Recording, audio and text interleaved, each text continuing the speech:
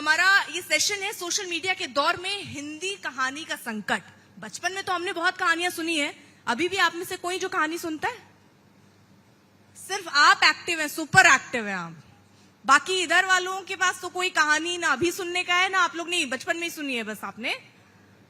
चलिए, तो संकट कैसा है ये हम सबसे पहले पल्लवी जी से समझना चाहेंगे। पल्लवी जी, सोशल मीडिया का जो दौर है, आप मानती हैं कि कोई संकट है जो हिंदी कहानियों में है?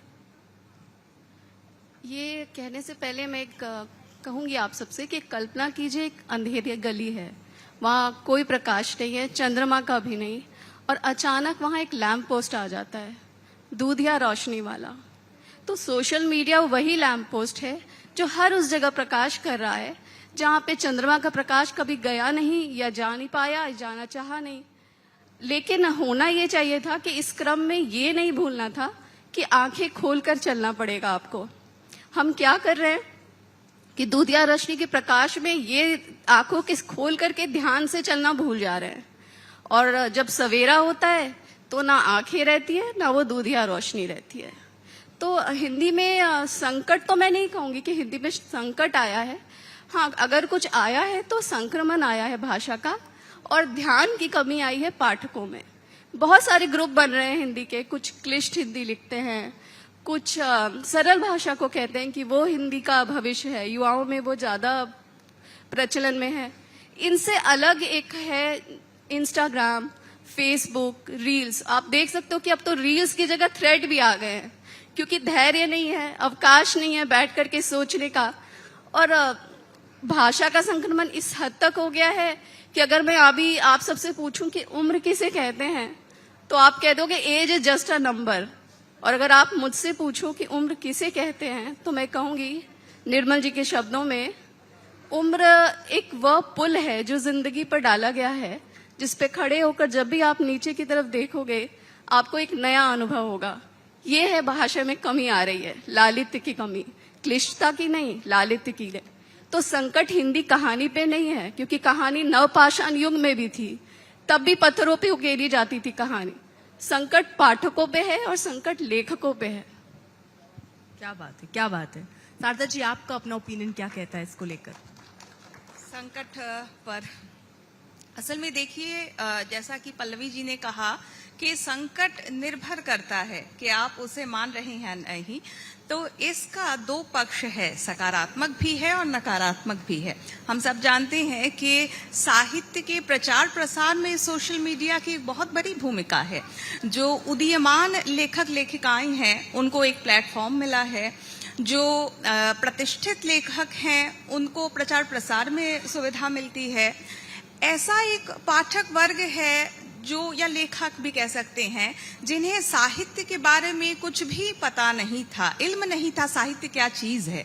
तो उनमें साहित्य की सचेतनता बढ़ी है, कह सकते हैं साहित्य चेतना बनी है उनकी, और कई मायनों में लेखक भी बने हैं।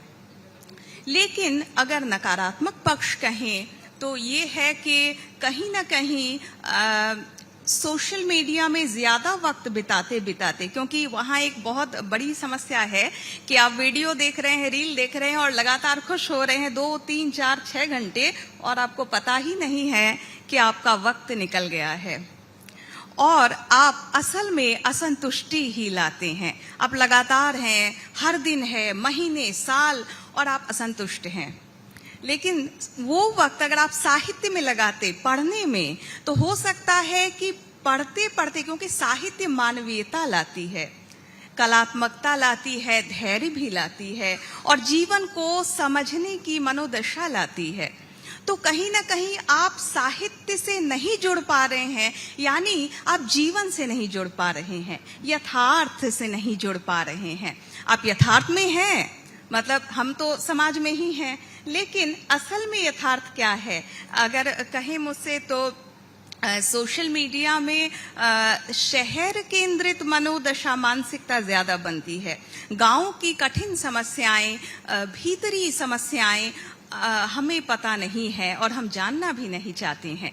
ये कहीं ना कहीं सोचने की बात है, नकारात्मक पक्ष है जो मैं कहना चाहती थी कि कहीं ना कहीं शहर केंद्रित कहानियां लिखी जा रही हैं, उपन्यास लिखे जा रहे हैं, लेकिन गांव कहीं ना कहीं छूट रहा है। प्रेमचंद और रेणु और या फिर थोड़े बहुत इधर शिव प्रसाद सिंह, तो वहीं उससे आगे शायद एक आध कहानियां लिखी गई होंगी, लेकिन बड़े पैमाने पर जो लिखा जा रहा था वो गायब है।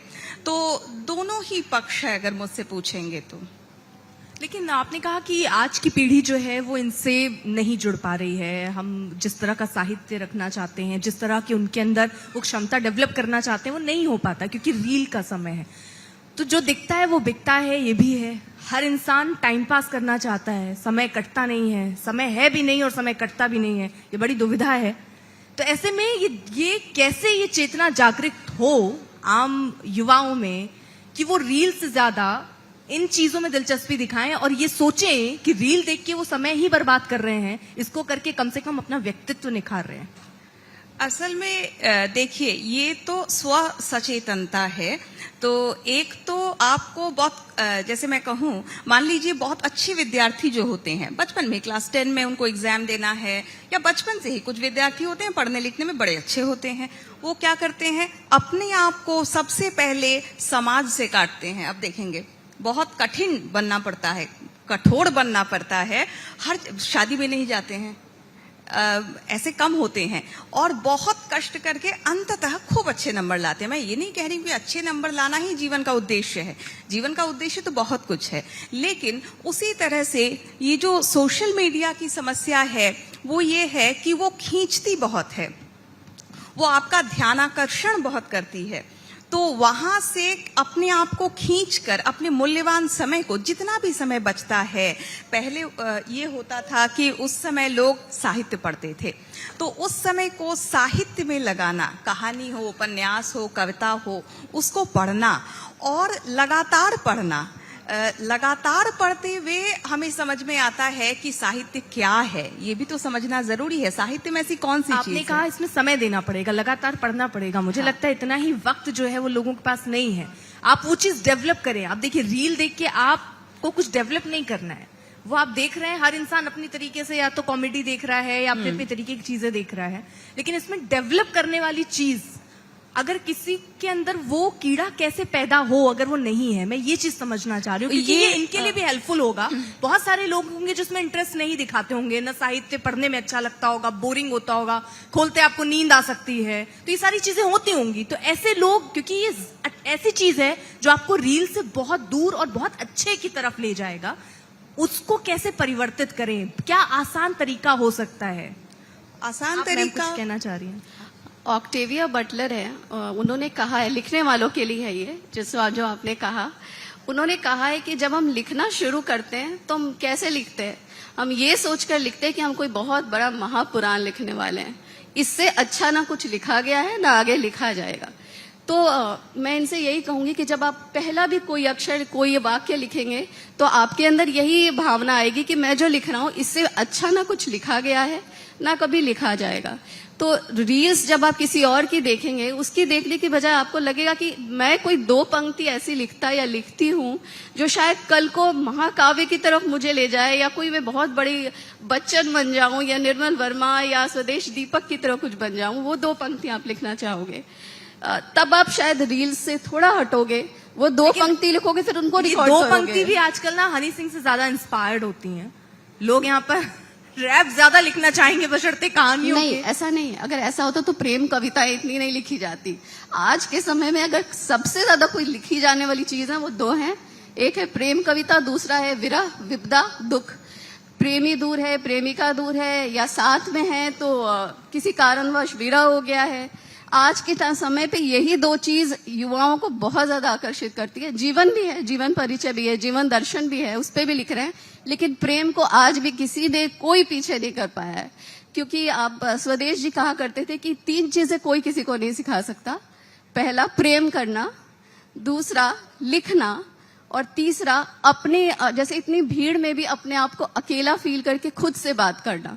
और मुझे लगता है हर युवा हो या जो चले प्रौढ़ हो, जो भी हो, अपने आप के साथ तो समय जरूर बिताता है। वो एक समय उसके पास होता है जब वो सिर्फ खुद से बात करता है, और वो समय है साहित्य का, वो समय पढ़ने का, और वो समय 2 पंक्तियां लिखने की। और उस समय कभी भी हनी सिंह नहीं आएगा याद, गुलजार ही आएंगे। हाँ, दिल टूटने पर तो गुलजार ही याद आते हैं। क्या कहते हैं आप लोग? आप कोई रिएक्शन नहीं है, नो रिएक्शन। इतू जी, आप इसको कैसे देख रही हैं? मतलब आप भी वो संकट महसूस करती हैं, या सोशल मीडिया के आ जाने से कहानी भी एक रफ्तार के साथ अब आगे बढ़ रही है?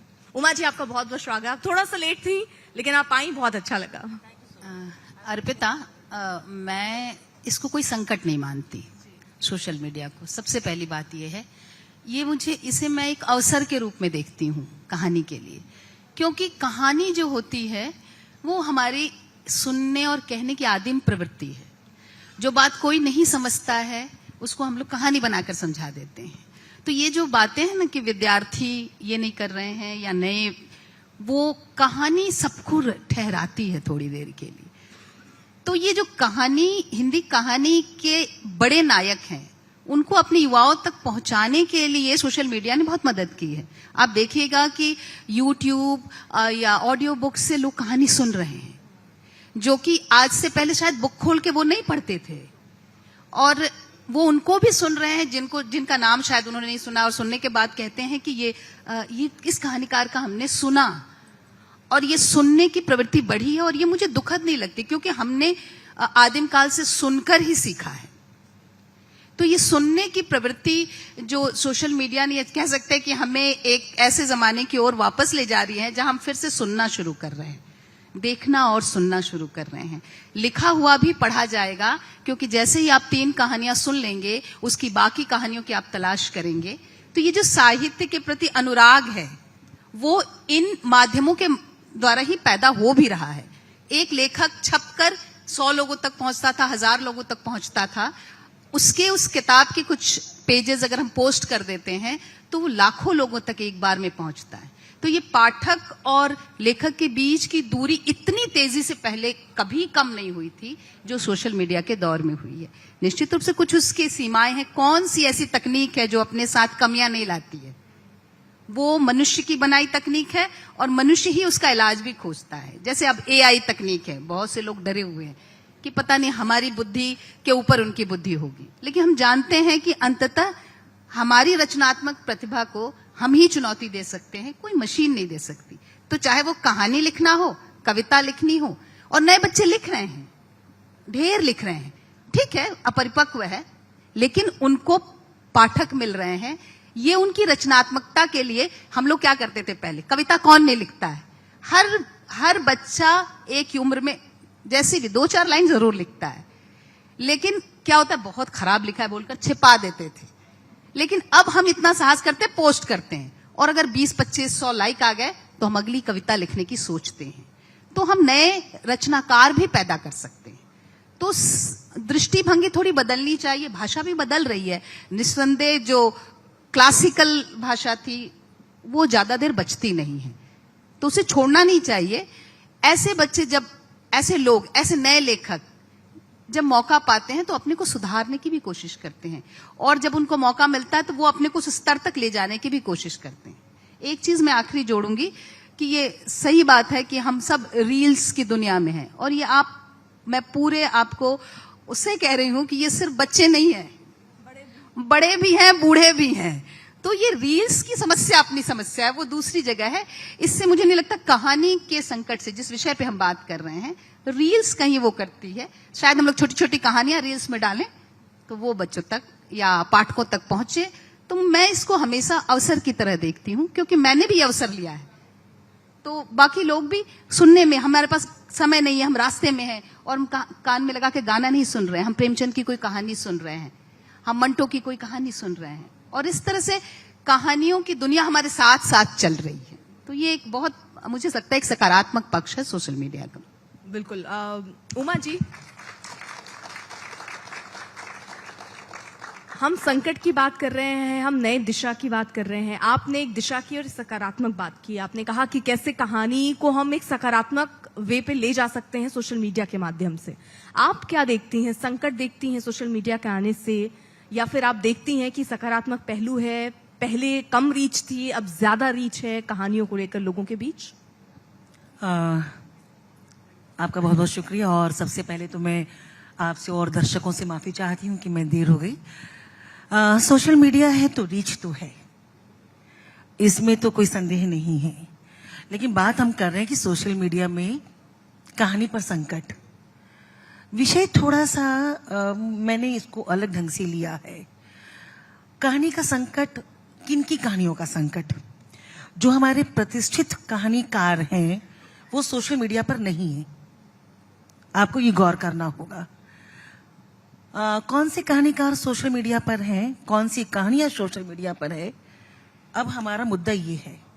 तो जो नए कहानीकार हैं, जो नए जन्म ले रहे हैं, तो सोशल मीडिया पर कहानी का संकट मेरी दृष्टि में जरूर है, क्योंकि अब वहां पर संपादक नहीं है। एक कहानी लिखी जाती है, हम पत्रिका में भेजते हैं, संपादक होता है, कहानी की कमी को देखता है, वो कहानीकार को बताता है। मतलब कि नए कहानीकारों के लिए एक संपादक का होना बहुत जरूरी है अगर उसे एक अच्छा कहानीकार बनना है तो। लेकिन सोशल मीडिया पे कोई संपादक नहीं है, हर व्यक्ति लेखक है और हर व्यक्ति श्रेष्ठ लेखक है, क्योंकि हर व्यक्ति का अपना एक समूह है, 10, 12, 20, 50, 100 अपनी अपनी क्षमता के अनुसार। और हर व्यक्ति के पोस्ट पर अरे वाह, लाजवाब, अद्वितीय, उत्कृष्ट रचना। अब वहां पे कमी बताने वाला कोई व्यक्ति नहीं है, क्योंकि अगर मैंने आपकी कमी गिनाई एक, आप 4 कमी गिनाओगे मेरी, तो हम कमी गिनाने में जाते नहीं नहीं, है। वहां अब उससे कमी गिनाने वालों को ब्लॉक कर दिया जाता है। बिल्कुल ब्लॉक कर दिया जाता है, तो इसलिए, और डिसलाइक का बटन काम नहीं करता।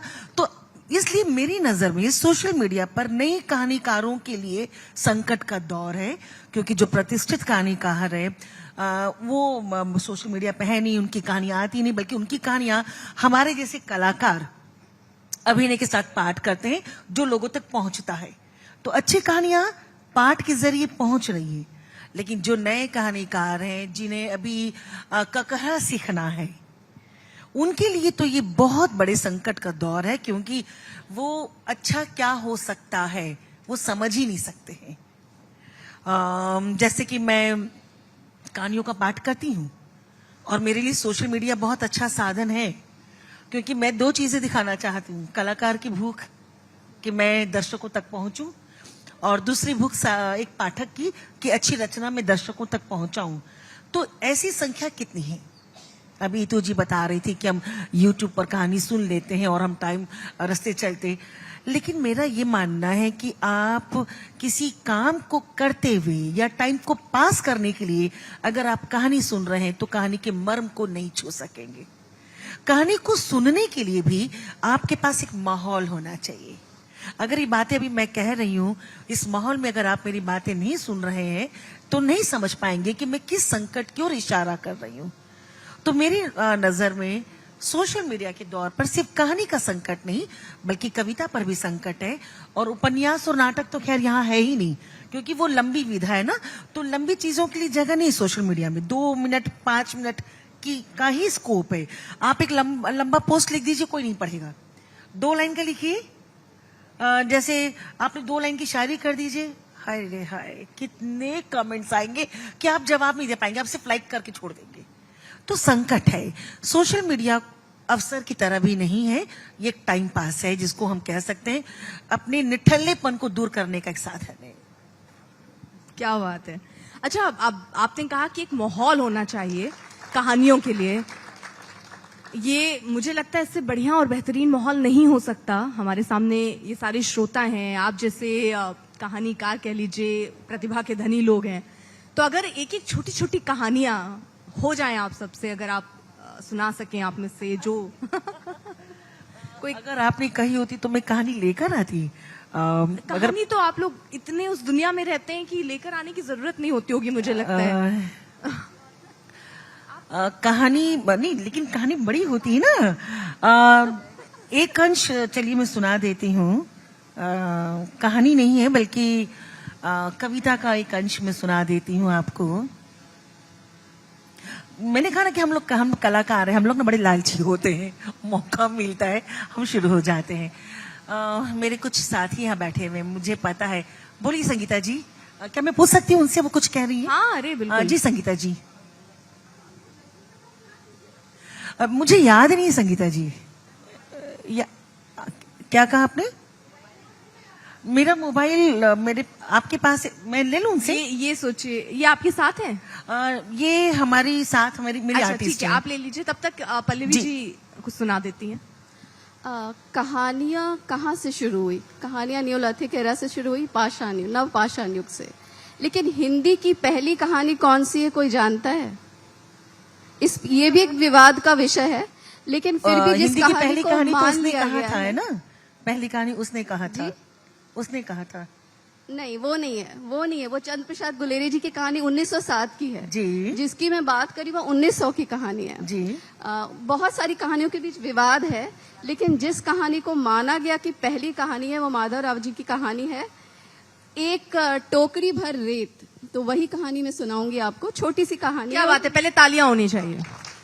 आज आप लोग एक उसके साक्षी बन रहे इतिहास के कि पहली कहानी सुनने का आपको सौभाग्य मिल रहा है, तो एक बार और तालियां होनी चाहिए, जबरदस्त। चलिए पल्लवी जी। ये कहानी सुनिएगा, उस समय की आदर्शवादिता को लेकर के लिखी गई है। जमींदार घर हड़पता है एक विधवा स्त्री का, उसका घर तोड़ दिया जाता है और वो रो रही होती है और जमींदार के पास जाके कहती है कि मुझे एक टोकरी रेत दे दो। अब आप सोचेंगे वो एक टोकरी रेत का क्या करेगी? जमींदार भी यही सोचता है, पूछता है क्या करेगी तू एक टोकरी रेत का? तो वो कहती है मेरा बेटा खाना नहीं खा रहा है, तो मैं अपने घर की मिट्टी लेकर जाऊंगी, उससे चूल्हा बनाऊंगी और उससे रोटियां बनाकर अपने बेटे को खिलाऊंगी, तो उसे अपने घर की याद रहेगी। जमींदार कहता है ठीक है, जा ले ले एक टोकरी रेत। वो उठाने लगती है, उससे उठता नहीं है। तो वो जमींदार से कहती है भाई जरा हाथ लगा दो। वो गुस्सा हो जाता है, मैं तुम्हारा भाई नहीं हूं, मेरे साथ मालिक कहकर बोलो। तो वो कहती है मालिक हाथ लगा दो। मालिक एक टोकरी उठा नहीं पाता रेत से भरी हुई, बहुत प्रयास करता है, अपने आदमियों को बुलाता है, सब कोशिश करते हैं, लेकिन वो एक टोकरी रेत उठा नहीं पाते। वो औरत हंसती है और बोलती है बस इतनी थी तुम्हारी ताकत, ये था तुम्हारा साहस। और वो खुद उठा लेती है उस टोकरी को बड़ी आसानी से, बहुत सरलता से, और सिर पे रख लेती है। और फिर मालिक की तरफ देख के कहती है मालिक ये तो एक ही टोकरी रेत थी, ऐसे तो कितने घर गिराए हैं आपने। वो सब अगर एक टोकरी रेत मांगने आ गए और आपसे उठाने के लिए कह दे, फिर तो आप कितने दिनों तक उठ नहीं पाओगे। और वो लेडी वो एक टोकरी रेत लेकर के अपने घर चली जाती है, चूल्हा बनाती है और अपने बेटे को रोटी खिलाती है। लेकिन ये उस समय की बात है, उस समय आदर्श ज्यादा माना जाता था, मानते थे कि कहानियों का हमेशा सुखांत होना चाहिए। तो ऑब्वियसली जो जमींदार थे उनका हृदय परिवर्तन हो जाता है, वो उस औरत को घर भी बनाकर देते हैं। एक टोकरी रेत की तो बात छोड़ दो, वो घर भी बनाकर देते हैं और वो औरत खुशी खुशी अपने बेटे के साथ उस घर में रहने लगती है। हाँ, अगर वो कहानी आज मुझे लिखनी होती तो शायद वो जमींदार एक टोकरी रेत की भी कीमत ले लेता उस औरत से। शुक्रिया। क्या बात है, बहुत ही बेहतरीन। और सच में आपने कहा कि उस समय एक आदर्श की बात होती थी, लेकिन अब चीजें बदली हैं क्या? जब आप लोग लिखते हैं तो सादर जी, पहले जिस तरह से लिखते थे, पहले जिस तरीके का समाज हमारे आसपास था, उन चीजों का ही ज्यादा एक करे मर्म जो है वो आपकी रचनाओं में दिखता रहा हो। अब जिस तरीके की परिस्थितियां बदली हैं, लेखन भी उसी तरीके से बदला है। हाँ, ये तो नियम ही है साहित्य का कि परिवेश, परिस्थिति, युग बदलता है तो साहित्य भी बदलता है। जैसे मैंने कहा भी आपसे कि प्रेमचंद से अगर देखें हम लोग, शुरू करें तो प्रेमचंद गांव में रहते थे और उनकी कहानियों में भी ग्रामीण जीवन, परिवेश, परिस्थितियां, समस्याएं सब हैं। धीरे धीरे जब शहरीकरण होता है, रेणु के बाद से लगभग अगर मिलता भी है तो एक आध उपन्यास, तो कहीं ना कहीं शहर केंद्रित हुआ है। उसमें भी अभी हाल में जो लिखा जा रहा है उसमें आप देखेंगे अभी की समस्याएं ज्यादा हैं, लेकिन इसमें एक मजेदार चीज ये है कि वो समस्याएं जो हर देश काल में उपस्थित है वो भी गायब है। जैसे बेरोजगारी की समस्या, वो गायब है। लेकिन हाँ, सांप्रदायिकता की समस्या पर लिखी जा रही है। कई लोग लिख रहे हैं, बड़े कहानीकार असगर वजाहत बहुत बेहतरीन लिख रहे हैं। तो समस्याएं जिस ओर होती हैं, सांप्रदायिकता आज एक बहुत बड़ी समस्या है, तो जाहिर है उस पर लिखी जा रही है। और उससे भी ज्यादा लिखी जा रही है स्त्री की समस्याओं पर। ऐसा नहीं है स्त्री की समस्याएं पहले नहीं थी, अभी आई है, वो विषय आया है, उस विषय पर बातचीत बहुत ज्यादा बढ़ गई है, तो जाहिर सी बात है कि स्त्री की समस्याओं पर लिखी जा रही है। तो ये एक जानी पहचानी चीज है कि कहीं ना कहीं परिवेश परिस्थितियों के हिसाब से लेखन में परिवर्तन आता है, भाषाओं में भी परिवर्तन आता लेकिन है। कई बार ऐसा होता है क्या, मैं एक एंकर के तौर पर ये सवाल रखना चाह रही हूँ और आप कहानियों के हिसाब से, क्योंकि कई बार सोशल मीडिया पर आप जैसे बहुत सारे लोग ये कहते हैं कि पत्रकार जो हैं वो बेरोजगारी का मुद्दा नहीं उठा रहे हैं, वो महंगाई के मुद्दे पर बात नहीं करते हैं। कई बार ऐसी बातें होती हैं, लेकिन जब हम उस पर शो बनाते हैं या हम कुछ भी उस पर आपकी जानकारी के लिए या बेरोजगारी या महंगाई पर लिखना शुरू करते हैं या उस पर कोई छोटा सा हमने डॉक्यूमेंट भी बनाया, तो वो रिस्पॉन्स नहीं आता। उसके बदले अगर किसी तरह अगर कहीं हिंदू मुस्लिम का कोई एजेंडा होगा, वहां पे मिलियन मिलियन व्यू चले जाएंगे। मैं सोशल मीडिया के दौर की बात कर रही हूँ। यही सोशल मीडिया है जो आपको ये लिखता है कि आप महंगाई पर बात कीजिए ना, आप बेरोजगारी पर बात कीजिए, और जब आप वो बात करते हैं तो उसमें साथ किसी का नहीं होता, उसको कोई देखना पसंद नहीं करता, सिर्फ बात करना चाहता है, लेकिन उस पर बात सच में अंदर से नहीं चाहता। तो आप लोग जब कहानियां लिखते हैं इस तरह के मुद्दे जो वाकई छूने चाहिए, बेरोजगारी एक बड़ा मुद्दा है, मुझे तो ये भी लगता है, मैं पर्सनली ये सोचती हूँ, दिल्ली में रहती हूँ, वहां बहुत पोल्यूशन है, लेकिन वहां किसी को फर्क नहीं पड़ता पोल्यूशन को लेकर। वहां कभी किसी ने उसको लेकर ना प्रोटेस्ट किया है, ना उसको लेकर अपनी बात कही है, ना टीवी चैनल्स पे हम उसको क्योंकि आपका इंटरेस्ट ही नहीं है। जब दिवाली का वक्त आता है तो हम केवल शो कर देते हैं कि देखिए AQI इतना है, खतरनाक स्तर में है, लेकिन ठीक है हम सुन रहे हैं, मास्क लगाते हो, निकलते हैं घर से, कोई फर्क नहीं पड़ता। लेकिन अगर उसकी जगह कोई और ऐसा इशू हो, मंदिर मस्जिद, हिंदू मुस्लिम या ऐसा कोई मुद्दा जो नहीं बनता, उसको आप इतना हाइप दे देते हैं, आपको पसंद आता है, वो आप देखना भी चाहते हो उसको। इस संदर्भ में मुझे तो आपने भी बदला है क्या? क्योंकि जरूरी मुद्दे छूट जाते हैं, क्योंकि आपको चाहिए वही, तो देना वही पड़ता है। मुझे सत्यजीत राय का नाम आपने सुना होगा, बहुत बड़े फिल्म मेकर हैं। उन्होंने ये कहा भी था कि भारत की एक बहुत बड़ी समस्या है कि जो असल समस्याएं हैं, वास्तविक समस्याएं हैं, उस पर लोग बात करना नहीं चाहते, ना फिल्म बनाना चाहते हैं। बंगाल में एक ट्रेडिशन है, आप जानती हैं कि यहाँ कला फिल्मों का चलन है एक बड़ा। सत्यजीत राय, ऋत्विक घटक, मृणाल सेन से लेकर अभी भी अपर्णा सेन, गौतम घोष, बहुत बड़े फिल्म मेकर है जो बना रहे हैं कला फिल्में, आर्ट फिल्म जिसे हम कहते हैं। तो समस्या ये है कि मनोरंजन में ही हम कष्ट में रहते हैं, लेकिन आनंद ढूंढते हैं मनोरंजन में। ये सत्यजीत राय ने कहा था, बाहर उनसे पूछा गया था कि भारत में ऐसा क्यों होता है कि लोग तकलीफ में रहते हैं, लेकिन फिल्म तो वही देखना पसंद करते हैं जिसमें खूब उछल कूद हो, खूब मौज मस्ती के गाने हो। तो ये समस्याएं हैं। हालांकि साहित्य में इतना नहीं है, साहित्य लिखा जा रहा है, लेकिन कहीं ना कहीं कुछ लोग हैं जो ज्यादा, आप कह सकते हैं, लोकप्रिय बनने के लिए ऐसे विषयों को ज्यादा छू रहे हैं जो युवा पीढ़ी को ज्यादा खींच सकती है इस उद्देश्य से प्रेरित होकर। तो वो लिख रहे हैं उस तरह के विषयों पर, और लिखे, उसमें समस्या नहीं है। हर तरह के विषय पर लिखा जाना चाहिए, और उन समस्याओं पर तो बहुत ज्यादा लिखा जाना चाहिए जो उठाना जरूरी है, क्योंकि हमें संवारना भी तो है। साहित्य मतलब केवल मनोरंजन नहीं है, हम बदलना चाहते हैं ना, समाज को बदलना चाहते हैं, देश को बदलना चाहते हैं। तो बदलाव के लिए भी जरूरी है कि आपकी चेतना में बदलाव आए। साहित्य तो यही करता है, पहले आपकी सोच की दृष्टि को बदलता है, और तब आप सोचते हैं अच्छा इस पर तो कभी सोचा नहीं था, अच्छा इस पर भी सोचना चाहिए। और लगातार पढ़ते पढ़ते, सोचते सोचते तब नए नए विषय आते हैं। नए मतलब वो विषय जो अछूते हैं, मैं कहना चाहती हूँ अछूते विषय, उस पे आप सोचती हैं कि अच्छा इस पर सोचना चाहिए था, इस पर सोचना चाहिए था, और तब आप उसको मनन में लाते हैं, तब उस पर काम होता है। काम तो बाद में होता है, परिवर्तन का काम तो एक दिन में नहीं होता। तो कहीं ना कहीं साहित्य इस मामले में अलग है कि इतना मनोरंजन वहां नहीं है, और यही हाल है कि लोग साहित्य कम पढ़ते हैं या बिल्कुल नहीं पढ़ते। हाँ, इतु जी कुछ कहना चाह रही हैं? जोड़ना चाहूंगी, हरिशंकर परसाई एक बड़े व्यंगकार हैं। उनकी एक बड़ी प्रसिद्ध लाइन है कि भीड़ का मस्तिष्क नहीं होता है, हृदय होता है। तो जो ये हर समय रहा है कि जो बहुत गंभीर लिखने वाले लोग हैं उनको बड़ी मात्रा में पाठक नहीं मिले हैं, लेकिन साहित्यकार लिखते रहे हैं। और आप अगर देखें तो मैं एक उदाहरण दूंगी, प्रेमचंद ने करबला एक नाटक लिखा था, और उसकी एक पूरी कहानी है, वो मैं यहाँ नहीं कहूंगी, लेकिन उस नाटक के कारण बंबई में उन्हें जूते की माला तक पहनाने के लिए लोग खड़े थे। हिंदू समाज और मुस्लिम समाज दोनों तरफ से उन्हें बड़ी गालियां पड़ी थी। बाद में उन्होंने कहा था मैं अभी ऐसे किसी धार्मिक विषय पे नहीं लिखूंगा, लगभग कसम खा ली थी। तो ये तो होता है और ये रिस्क लेना पड़ता है, और मीडिया हाउसेस को भी ये रिस्क लेना पड़ेगा थोड़ा सा, दर्शकों की मोह से, क्योंकि आप अगर भीड़ चाहेंगे तो अब फिर आप उनके द्वारा तो उसका तो कोई मस्तिष्क आप ठीक एग्जैक्टली वो इंटेलेक्चुअल लेवल वहां नहीं मिलेगा। वो एक आनंद खोजता है और ये स्वाभाविक है।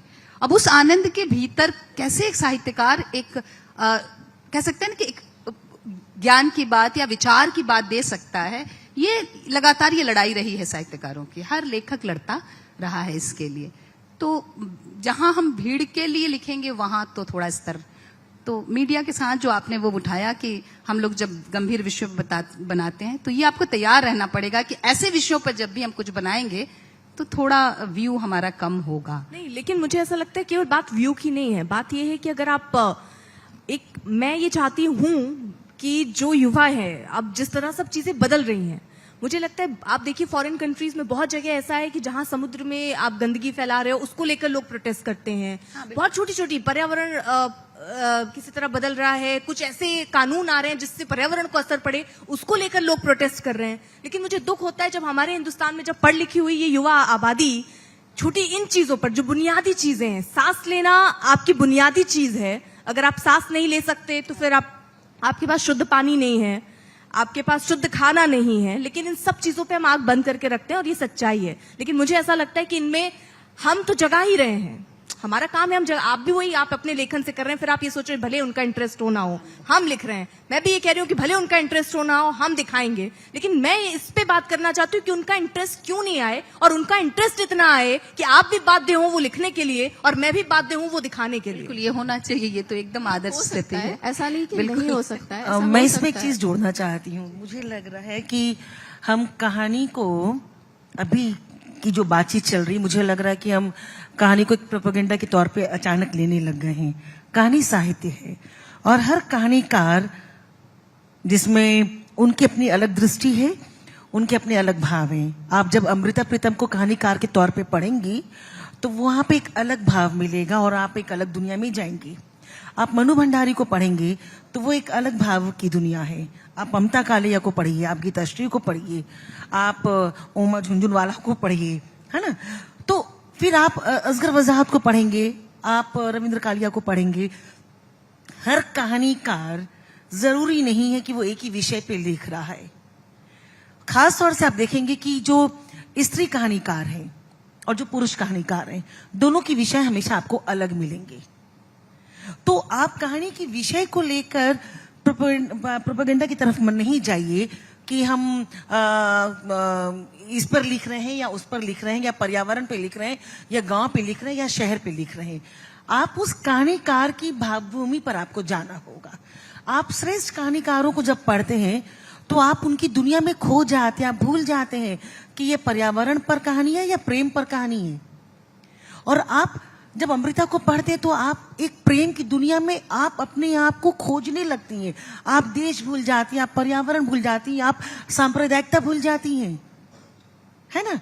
तो हम कहानी की बात कर रहे हैं, हम प्रोपेगेंडा की बात नहीं कर रहे।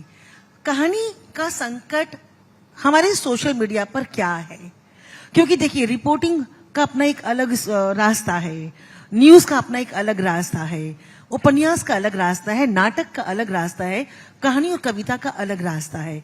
तो हम जब कहानी के संकट की बात कर रहे हैं तो मुझे लगता है कि हमें उन सभी कहानियों की बात करनी चाहिए, चाहे वो प्रेम की कहानियां हो या फिर वो किसी समस्या मूलक, समस्या प्रधान कहानी हो, और उसे हमें वो कहानियां हमारे समाज का दर्पण है, हमारे दिल का आईना है। आप क्या सोच रही हैं, आपकी आंखें क्या बोल रही हैं। अगर कहानी पढ़ने के बाद आपकी आंखों में वो भाव नजर नहीं आया, आपके चेहरे पर वो भाव नजर नहीं आया, तो मैं कहती हूँ वो कहानी कूड़ा है। अगर उस कहानी ने आपको नहीं छुआ, अब वो चाहे वो किसी भी समस्या की हो या किसी भी भावभूमि की हो। तो यही कहना था मुझे। जी जी जी जी।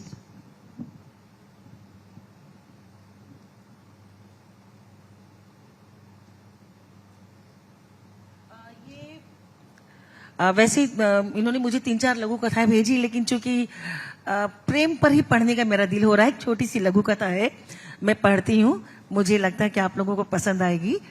शीर्षक है लाल गुलाब। अभी भी वैलेंटाइन वाला महीना चल रहा है। वो तेज रफ्तार से गाड़ी चला रहा था। 11 बजे तक दफ्तर पहुंचना था और अभी लगभग 11:15 बज चुके थे। दफ्तर से कई बार फोन भी आ चुका था।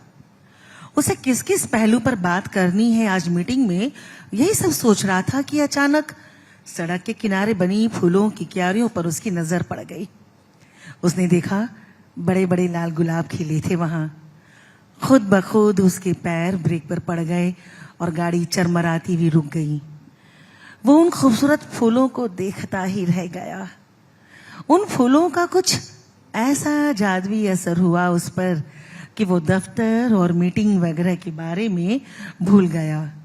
एक खूबसूरत लाल गुलाब को तोड़ने का उसका मन हुआ। उसे तोड़ने के लिए जैसे ही उसने हाथ बढ़ाया, उसमें उसे अपनी महबूबा का मुस्कुराता हुआ चेहरा नजर आया। उसका हाथ रुक गया। अरे ये कैसे? वह हैरत में था। वो अपनी महबूबा की मुस्कुराहट को तोड़ना नहीं चाहता था और फिर किसी सम्मोहन में घंटों उस फूल से बातें वो करता रहा। उस फूल के पास से हटने का उसका दिल नहीं चाह रहा था। कई बार मोबाइल फोन बजा, मगर उसे जैसे कुछ और सुनाई नहीं दे रहा था। धीरे धीरे शाम हो गई। अचानक बिजली चमकी और वो जैसे नींद से जागा। तब उसे दफ्तर और मीटिंग की याद आई, लेकिन वो उस फूल के सम्मोहन से बाहर नहीं निकल पा रहा था। आखिरकार उसने उस फूल को तोड़कर अपने कोट में टांग लिया। उस फूल की खुशबू से शराबोर वो गाड़ी चलाने को हुआ कि फिर फोन बजा। उसने देखा नंबर उसके ऑफिस का नहीं था, कोई अनजाना नंबर था।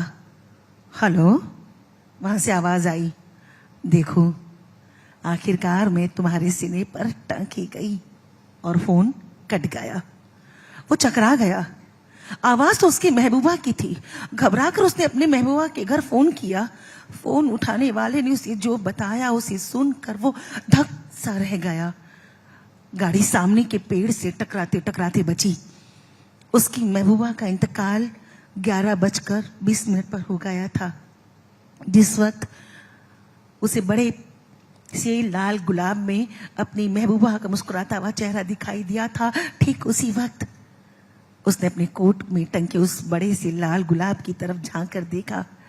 उसकी महबूबा की आंखें बंद थी, होठों पर मुस्कुराहट थी और चेहरे पर सुकून था, जैसे वो उसके सीने पर अपना सर रखकर सो रही हो। वो बुत सा वहीं बैठा रहा और अपनी आंखें बंद कर ली। फिर हौले हौले से फूल को थपकी देने लगा और अपनी महबूबा को प्यार से सुलाने लगा। शुक्रिया।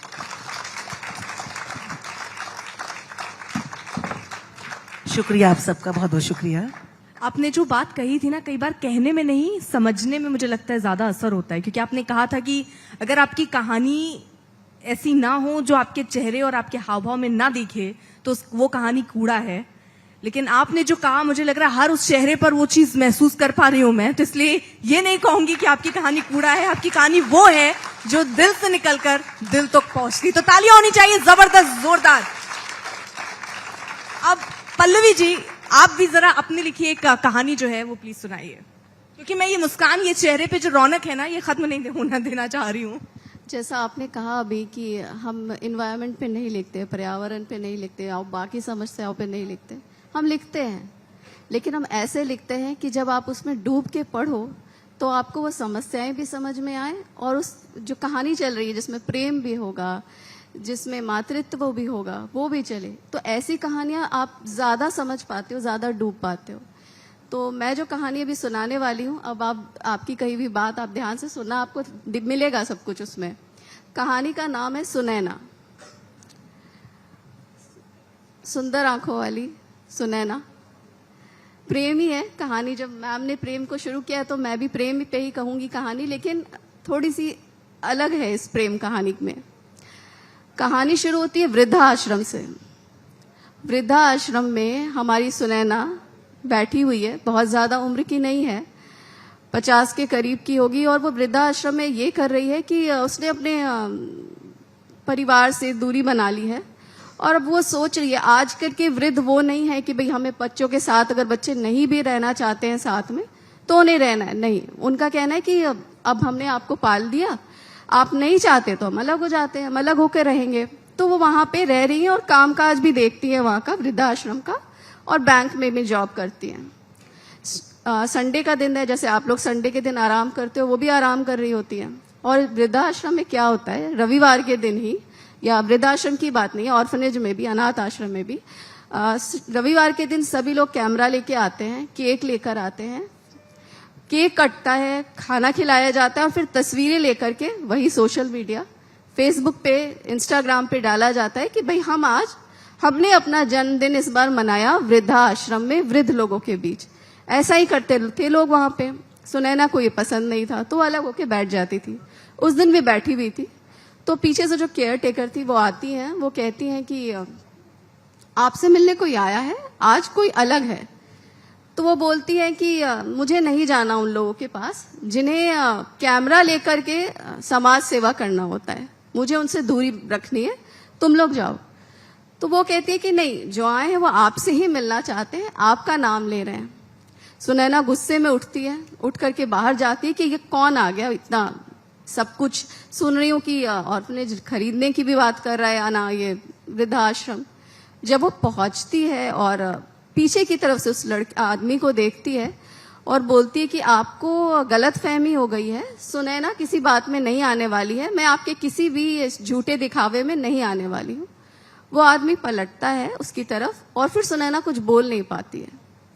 वो 20 साल पहले चली जाती है, जब वो कॉलेज में थी, और उस समय वैलेंटाइन डे उतना नहीं था, लेकिन फिर भी गुलाब का फूल तो आपको पता है कई सालों से चला आ रहा है, प्रेम की कहानियों में, प्रेम की बातों में, किताबों में, डायरियों में। तो वो गुलाब के पास चली जाती है और उसे याद आता है कि कॉलेज में जो रवीश है, जो आए हैं, वो उसके साथ थे, और जब अंतिम समय वो उनसे मिली थी, अपनी शादी की बात भी उसने उनको बताई नहीं थी, और वो वैसे ही चली आई थी।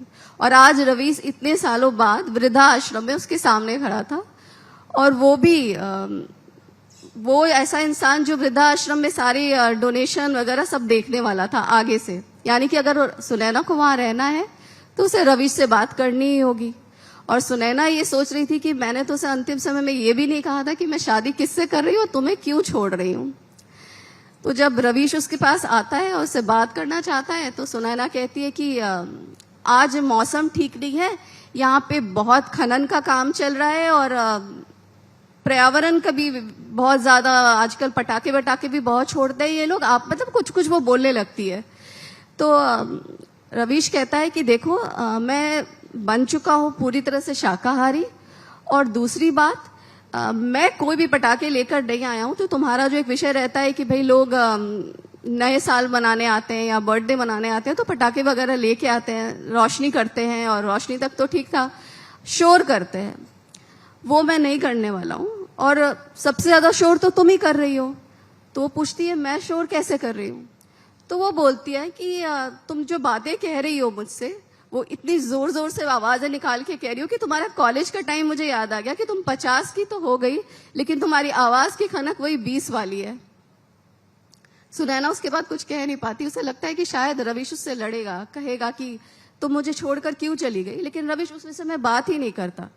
वो बस ये कहता है कि मैं तुम्हें ढूंढता हुआ यहाँ आया हूं। वो पूछती है कि तुम्हें कैसे पता चला कि मैं यहाँ हूं। तो रवीश कहता है कि तुम मुझे वहां छोड़कर आई, उस जगह से तुम तो आगे बढ़ गई, पर मैं वहीं खड़ा हूं तुम्हारी प्रतीक्षा में। लेकिन उस प्रतीक्षा में मैंने ये नहीं छोड़ा कि तुम्हारा जो सपना था, जो हमारा सपना था, वो मैंने नहीं छोड़ा। सुनैना बोलती है मैं वहां नहीं जाना चाहती, मुझे कहीं नहीं जाना, तुम अपना जो देने आए हो सब लोगों को डोनेशन दो और जाओ। वो बोलता है कि मैं जाऊंगा, लेकिन पहले बाहर चलो। वो बाहर लेके आता है तो देखता है कि भाई बाइक लगी हुई है, 50 साल के का पुरुष और 50 साल की स्त्री। स्त्री कहती है कि सुनैना हमारी कहती है कि बाइक पे चलाओगे तुम अपनी उम्र देखी है।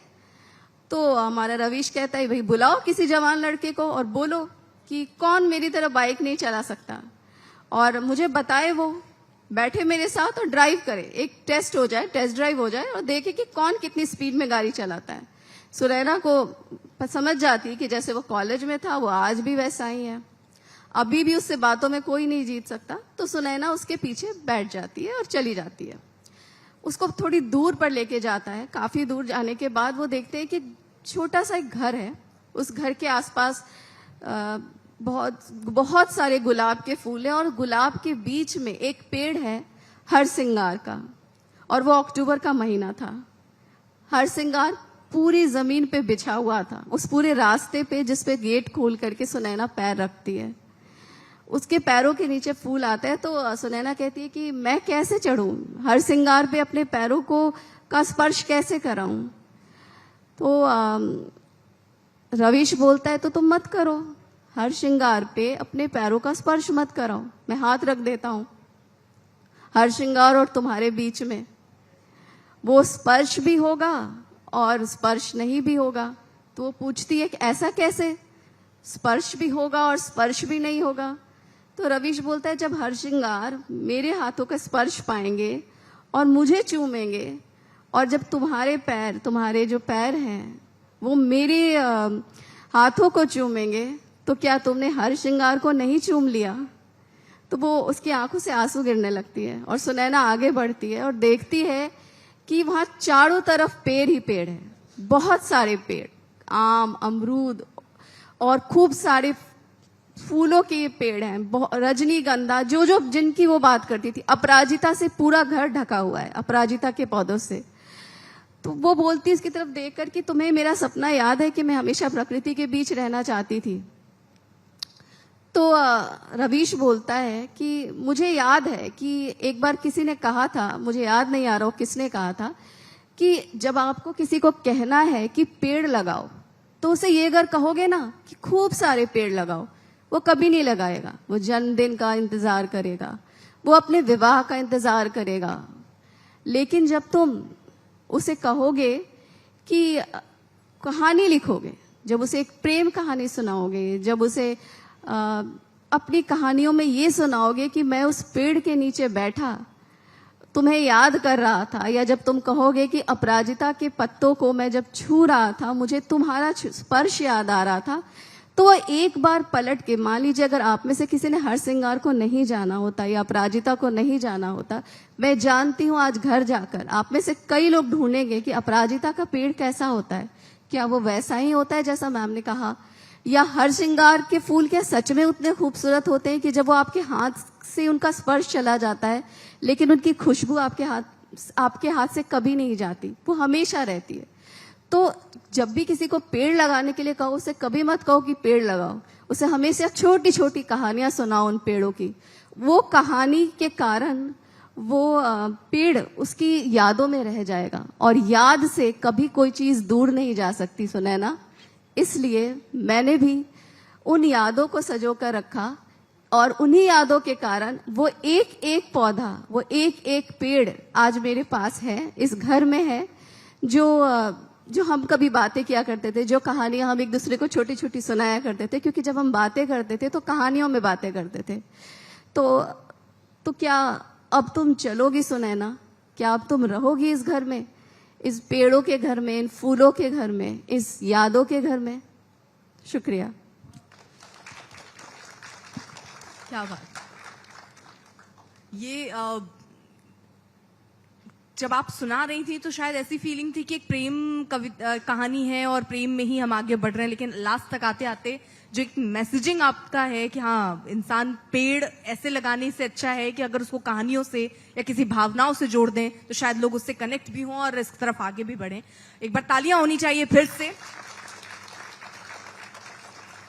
और शारदा जी से मैं एक छोटा छोटा रिएक्शन आप लोगों से भी लेना चाहूंगी, समय की थोड़ी सी कमी दिख रही है सोशल मीडिया को लेकर, क्योंकि हम लोग बहुत एक बार फिर से लौटते हैं, क्योंकि हम उसी दौर पर बात कर रहे हैं कि सोशल मीडिया पर कैसे ये जो लघु कहानियां हैं, आजकल बहुत ऑडियो की जो बात आप कह रही हैं, ऑडियो होते हैं लेकिन रील्स वगैरह में बहुत वायरल नहीं है, उसके लिए क्या कोई कदम आपको लगता है जो आप सोचती हैं ऐसा उठाना चाहिए? क्योंकि एनिमेशंस में बहुत कहानियां होती हैं लेकिन वो वैसी कहानियां नहीं है, रील्स दिखती हैं वैसी, लेकिन उस पहुंच तक क्यों नहीं पहुंच पाई हैं ऐसी कहानियां, या कहाँ दिखता है आपको वो संकट?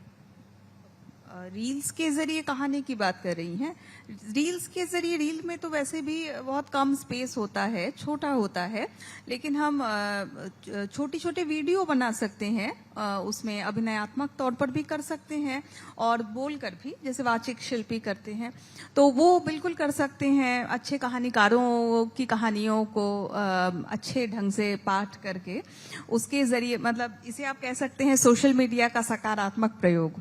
तो सकारात्मक प्रयोग अगर हो तो बहुत अच्छा है, बहुत अच्छी बात है। वैसे भी सोशल मीडिया ने, मैंने शुरू में कहा कि उसने प्रचार प्रसार में बहुत अच्छी भूमिका ली है, और लेकिन ये भी कहा जाता है कि सोशल मीडिया में जो कहानी कविता है, कहानी कविता इसलिए कह रही हूँ, कहानी कम ही होता है, कविता ही ज्यादा, क्योंकि उपन्यास पढ़ने का तो कहानी ही नहीं पढ़ते हैं, लंबी कविताएं नहीं पढ़ते हैं, तो उतना धैर्य तो नहीं है।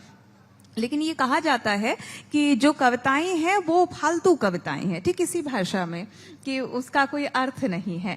तो ये गलत है, क्योंकि उसमें अगर मूल्यवत्ता है, मूल्यवत्ता तो इंसान से आता है, उसकी सोच से आता है, मीडिया से नहीं आता। तो हर तरह की चीजें हैं वहां। ऐसी भी कविताएं हैं जिसका कोई सार तत्व नहीं है, और ऐसी भी है जिसका सार तत्व है और जिसे पनपने के लिए थोड़ा खाद पानी चाहिए। तो जैसे कि पौधों की बात हो रही थी, तो साहित्य भी पौधा है। तो सोशल मीडिया का अगर सुंदर से प्रयोग किया जाए, जैसा कि आपने कहा वीडियो के जरिए, तो ये तो बहुत अच्छी बात होगी। अगर तो इसके लिए हमें ही सचेतनता लानी पड़ेगी, आगे बढ़ना पड़ेगा लोगों को, कि उसको छोटे छोटे ढंग से, अगर पंचतंत्र की कहानियों को भी बच्चों तक लाया जाए, अभिनयात्मक ढंग से भी और वाचिक ढंग से भी, तो वो बहुत अच्छा रहेगा। एक बात कहना चाहूंगी, क्योंकि आज तक के मंच पर बैठी हूँ और ये साहित्य आज तक है, तो मुझे लगता है कि सोशल मीडिया पर आपकी रीच जितनी ज्यादा है, हम व्यक्ति की उस तरह से नहीं होगी। और ये मेरा सुझाव है कि कहानियों का जो वाचन होता, अभिनयात्मक ड्रामेटिक रीडिंग ऑफ स्टोरी, अगर आप लोग ये चलाएं, और जो रंगकर्मी है उनसे अगर आप कहानियों का पाठ करवाते हैं, तो कहानियों का पाठ के साथ साथ साहित्य आज तक लोगों तक इस पहुंचेगा कि कहानी हमारे जीवन का हिस्सा सिर्फ बंद कमरे में बैठकर पढ़ना नहीं है, बल्कि उसे अब हम देखना, सुनना और पढ़ना, 3 काम एक साथ कर सकेंगे। तो मेरी गुजारिश है आज तक से आपसे और आपके बहाने पूरे आपके मैनेजमेंट से, कि आप लोग इस तरह का एक शुरू करें, क्योंकि मैं संजीव पालीवाल जी को सुनती हूँ, साहित्य आज तक में वो कविताएं पढ़ते हैं और मैं तो उनकी फैन हूँ। तो मैं चाहती हूँ कि इस ओर भी आप लोग ध्यान दें और कहानी का पाठ शुरू करवाएं। बिल्कुल, ये अच्छा सुझाव है, और आपने इस मंच से कह दिया तो मुझे लग रहा है वो सब जगह पहुंच भी गया मैनेजमेंट। जी, इसमें जोड़ना चाहूंगी कि ये दीदी ने जो सुझाव दिया वो बिल्कुल मुझे लगता है कि सार्थक सुझाव है। और ऐसे लोगों को, उमा दी ने पहले ही कहा कि जो बड़े लेखक हैं वो इस सोशल मीडिया से नहीं जुड़े हैं, तो मुझे लगता है उनको किसी न किसी माध्यम से जुड़ना चाहिए, और उनकी रचनाओं के छोटे छोटे क्लिप्स ही सही, पूरा उपन्यास हम नहीं डाल सकते रील्स में, लेकिन उसकी कोई अच्छी, जैसे ट्रेलर होता है, तो वो रील्स देखते हुए अगर बच्चे या पाठक को लगे कि अच्छा इस उपन्यास को पढ़ना चाहिए, इस कहानी को पढ़ना चाहिए, तो मुझे लगता है उसका हमें एक सब तक पहुंचने का एक माध्यम बनाना चाहिए, बरक्स इसके कि नहीं हम इस सोशल मीडिया से जुड़ेंगे नहीं, क्योंकि वो सचमुच संजीदगी हर पाठक में है, उस संजीदगी को जगाने की जरूरत है बस। एक और बहुत ही छोटा सा एक पहल है, जैसे मैं अगर कुछ यहाँ बोल रही हूँ, मैम तीनों में से किसी ने कुछ बोला और पहली पंक्ति में बैठी किसी लड़की ने उस बात पे कोई जवाब दिया, कुछ कहा, अंतिम पंक्ति में बैठे लड़के ने उसकी लड़की के कहने पर कुछ कहा, और दोनों ने एक दूसरे को देखा और वो बाहर निकले, क्या वो मिले? कहानी यहीं तक रुक जाए रील पे। उसके बाद मुझे पूरा पता है अगली कहानी बात जानने की वो जरूर प्रयास करेंगे, आगे आगे क्या हुआ। और इस तरीके से छोटे छोटे और रील्स उसी कहानी को लेकर के बनेंगे। जब लोग पढ़ने लगेंगे, जब लोगों को लगेगा कि अब विचार आ गया है, अब हम उसको आगे कविता पूरी कहानी के रूप में पढ़ सकते हैं, तब आप बोलिए कि भाई ये कहानी यहाँ लिखी गई है, आगे क्या होगा। अब आप इन चारों रील के बाद अब ये पूरी कहानी पढ़ो और पता करो कि आखिर जो आगे की पंक्ति में लड़की बैठी है और अंतिम पंक्ति में जो लड़का बैठा है, क्या उनकी कोई कहानी बनी या लड़की की कहानी कहीं बाहर बन गई और लड़के की कहानी बैक स्टेज बन गई। लेकिन मुझे लगता है फिर ये रील के नहीं, ये तो बहुत सारी चीजें रियल ही हो जाती हैं। ये आगे की लड़की पीछे वाले लड़के, ये अपना इनका रियल स्टोरी चल रही होती है, वो फिर रील पे नहीं आती है। लेकिन वो एक्साइटेड होंगे जानने के लिए कि भाई 4 रील तक तो हमें पता चल गया, लेकिन अब क्या होगा। अब जो जिसने रील डाली है उससे प्रश्न किए जाएंगे, आगे की कहानी तो बताइए, तब वो कहेगा कि भाई, या कहेगी मैं करूंगी तो मैं कहूंगी अब आप पढ़िए, अब समय आ गया है कि रील तो बेटा आपने बहुत देख लिया, अब आप कहानी पढ़िए, आइए आपको बताते हैं साहित्य कैसे लिखा जाता है। आखिरी बात मैं ये जरूर कहना चाहूंगी कि संपादक का होना बहुत जरूरी है। अगर आप एक अच्छे कहानीकार बनना चाहते हैं और अच्छी कहानी का पाठ करवाना चाहते हैं तो सोशल मीडिया की बजाय आप पहले एक संपादक के पास हो और फिर सोशल मीडिया पर आए, तो इससे कहानी का संकट बचा रहेगा। बड़े लेखकों को लेकर आए, तभी कहानी का संकट जो अभी नजर आ रहा है उससे हम बच पाएंगे और ये संकट से हम बच पाएंगे। हाँ, ये नए लेखकों के लिए, नए लेखकों के लिए। हाँ, लेकिन पुराने अभी जो उनके लिए है तो हमारे थोड़ा पास- मुश्किल भी है। मतलब या तो आप बात जो आपने कही थी कि धीरे धीरे एक शुरुआत हो।